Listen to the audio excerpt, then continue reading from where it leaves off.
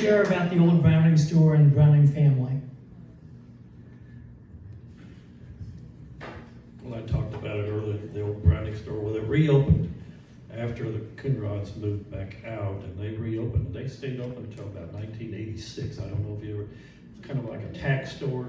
And they sold cowboy boots, men's cowboy boots, and shirts and pants in there. They sold buttons. They had so many buttons, and from I mean, did glass buttons and everything like that. My mother had worked at Nellie Dawn. I don't know if anybody remembers Nellie Dawn.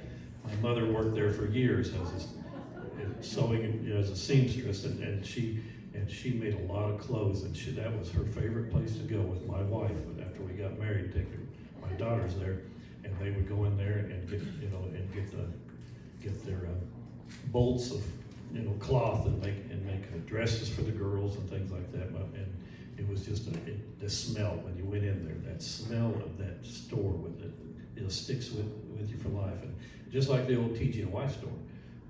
When you walked in that TG&Y store, I know Susan remembers back a lot further than I do. But she's not here now. But when there was TG&Y was just one store, and then the grocery store went out of business, and then they opened it up, and they made a hole through the wall. But that smell, those old general store smells, was just wonderful, and it brings back memories. If you can ever go get into a store with that old smell, with it, the old dry goods and things like that. It was just a wonderful time, growing up in Leesburg, just being part of the downtown experience. The Brownings, they grew up right over there on the corner of Douglas and Fifth Street, and they had that stone house that's there, and they used to play music, and they would practice every night. We used to go out and just hang out outside and listen to them. And then they had a bus where it was a big what was it, like a big van, and like a 12-passenger van, and then they had a trailer, and they would leave on the weekends, and they would go around I don't know where all they went, but they went and played all over, as a family, kind of like the Von Trapp Singers or whatever, but they would go and play, the Brownings. They were all older than me, and my older brothers went to school with them, a lot of the Brownings, but it was a big family, and